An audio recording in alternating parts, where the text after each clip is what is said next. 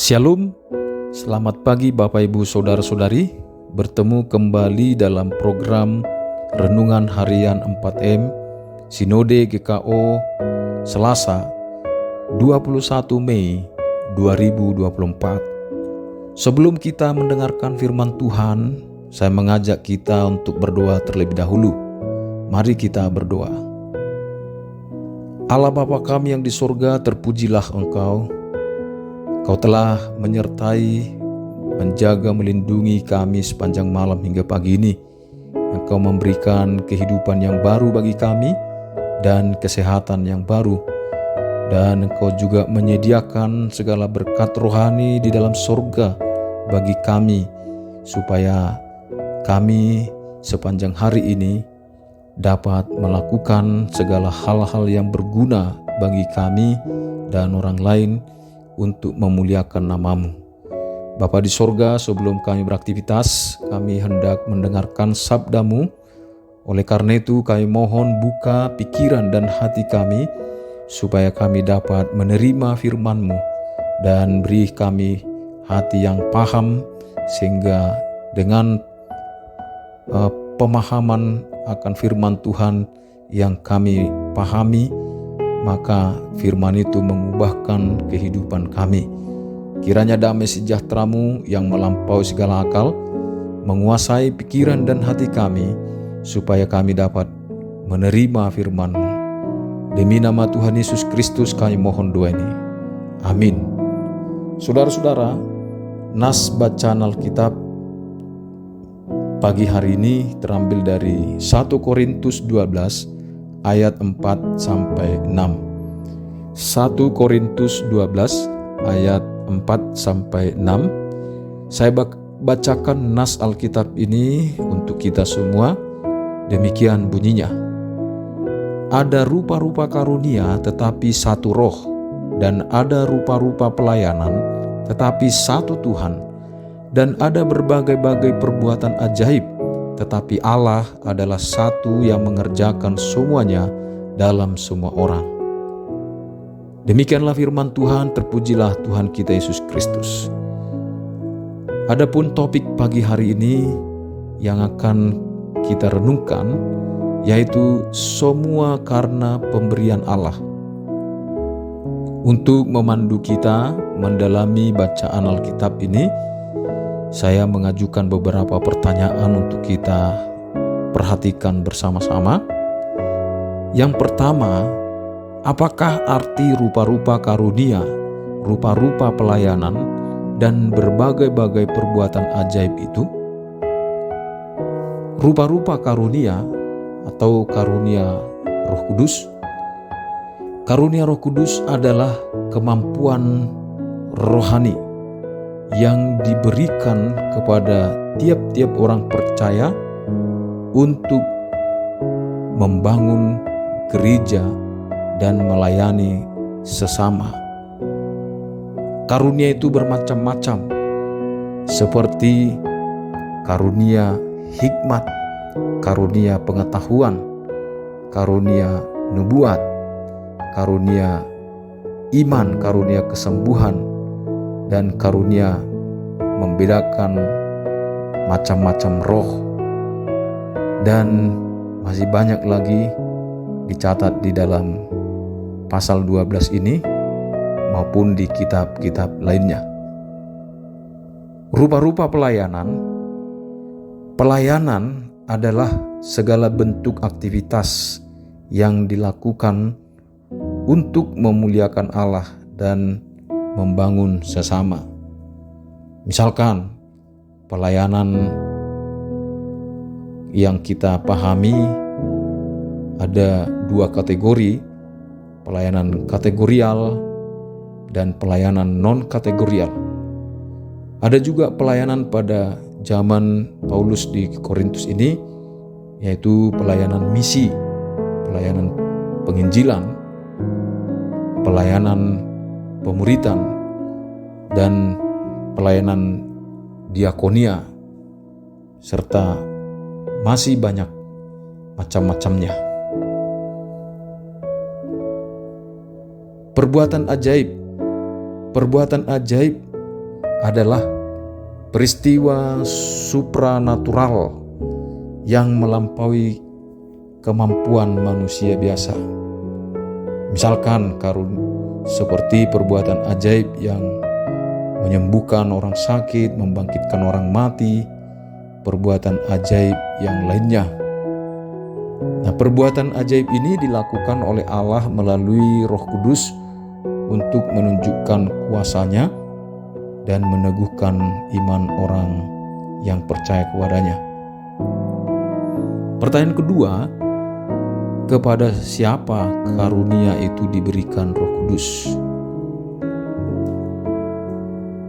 Karunia Roh Kudus itu diberikan kepada tiap-tiap orang percaya tanpa memandang suku, bangsa, jenis kelamin, status sosial, umur.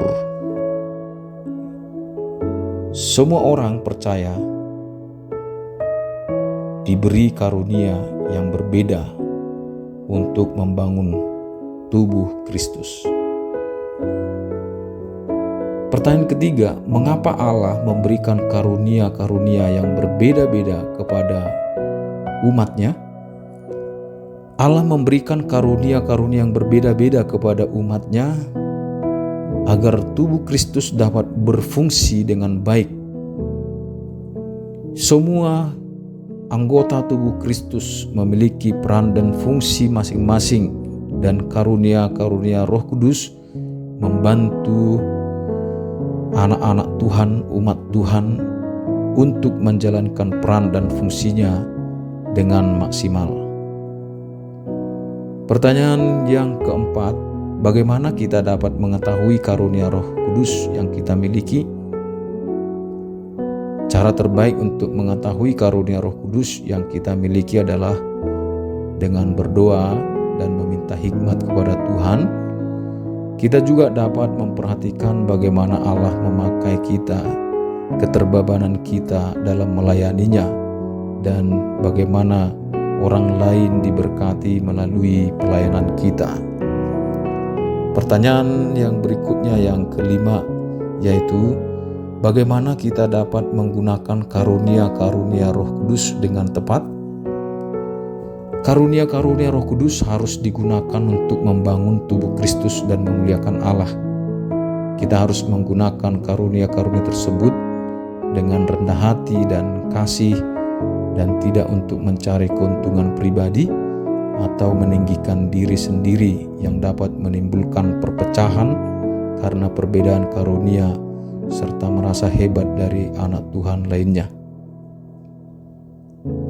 Nah, saudara-saudara, apakah makna ayat ini bagi kita saat ini? Dalam 1 Korintus 12 ayat 4-6, Rasul Paulus menjelaskan tentang berbagai karunia yang dianugerahkan kepada jemaat di Korintus. Ia menekankan bahwa meskipun terdapat berbagai macam karunia, namun semuanya berasal dari satu roh yang sama, tidak banyak roh.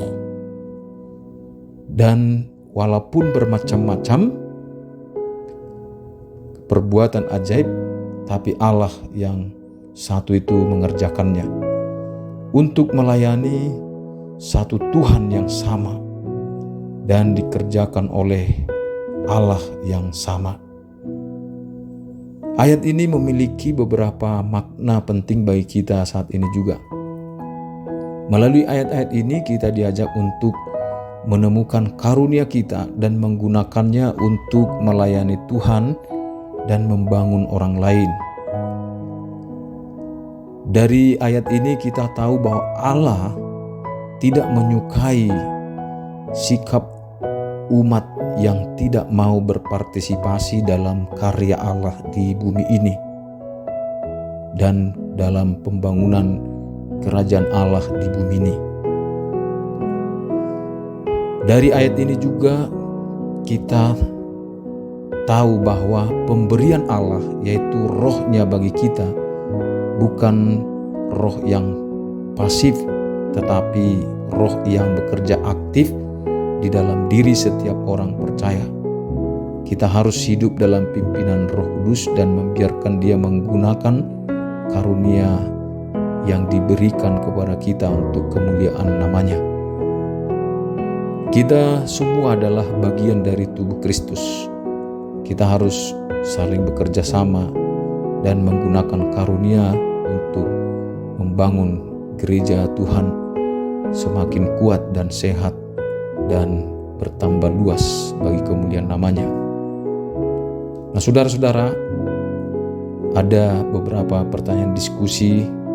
Saudara bisa menanyakan itu dengan bantuan para hamba Tuhan yang ada di gereja, Bapak Ibu dan saudara-saudara. Pertanyaannya begini, apa saja karunia Roh Kudus yang Anda miliki saat ini? Bagaimana Anda dapat menggunakan karunia Roh Kudus yang Anda miliki untuk melayani Tuhan dan membangun tubuh Kristus? Menurut Anda, bagaimana Anda dapat mengatasi perpecahan, kesombongan dalam jemaat yang disebabkan oleh perbedaan karunia itu? Bapak, Ibu, dan saudara-saudara, itu bisa Anda lanjutkan di dalam diskusi-diskusi di tengah-tengah pelayanan saudara. Saudara-saudara, kesimpulan dari nas bacaan kita pagi ini, karunia-karunia Roh Kudus adalah pemberian Allah yang berharga. Meskipun karunia Roh Kudus bermacam-macam,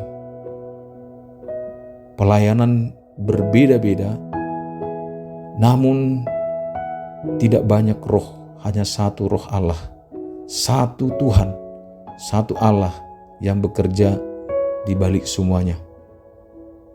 Dialah yang memberikan karunia-karunia tersebut dan memakai kita untuk melayaninya.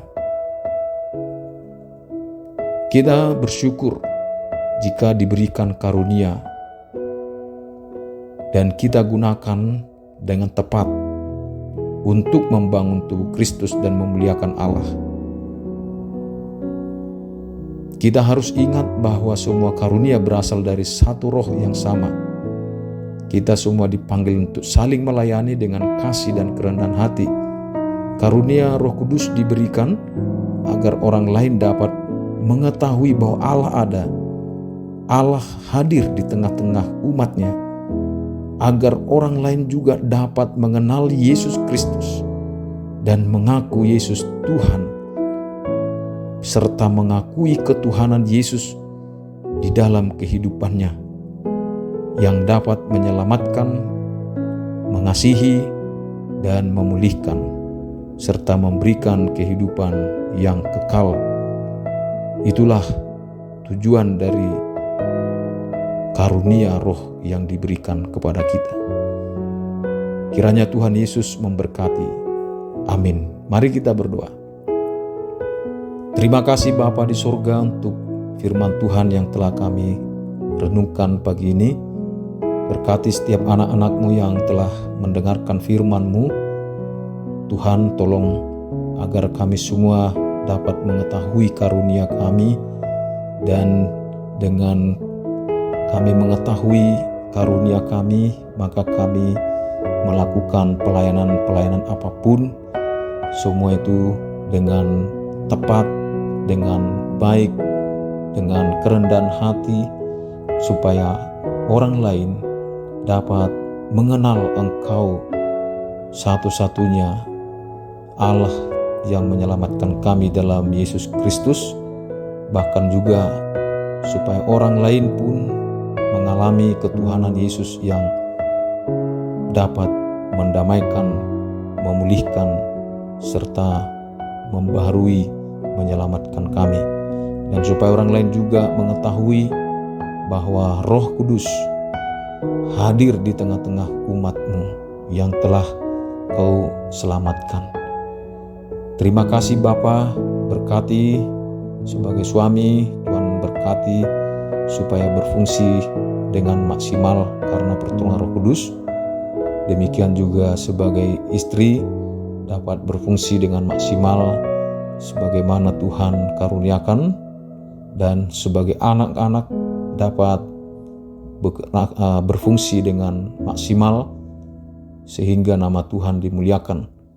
Berkati Bapa pekerjaan anak-anak-Mu, kesehatan mereka, bahkan juga pergumulan-pergumulan apapun yang mereka hadapi. Berkatilah Tuhan jemaat dari Papua, Kalimantan, Bali, Sumatera, Jawa, semuanya Tuhan berkati, bahkan yang Kupang. Tuhan Yesus juga memberkati Bapa, supaya seluruh jemaat-Mu dapat melakukan tugas kami masing-masing sesuai dengan karunia yang Tuhan berikan, sehingga GKO semakin maju, berdampak luas dan besar bagi kemuliaan nama-Mu. Dalam nama Tuhan Yesus Kristus kami mohon doa ini, kiranya kasih karunia dan damai sejahtera dari Allah Bapa dan dari Tuhan Yesus Kristus serta persekutuan Roh Kudus menyertai, memberkati, dan menguatkan kita sampai selama-lamanya. Amin. Shalom.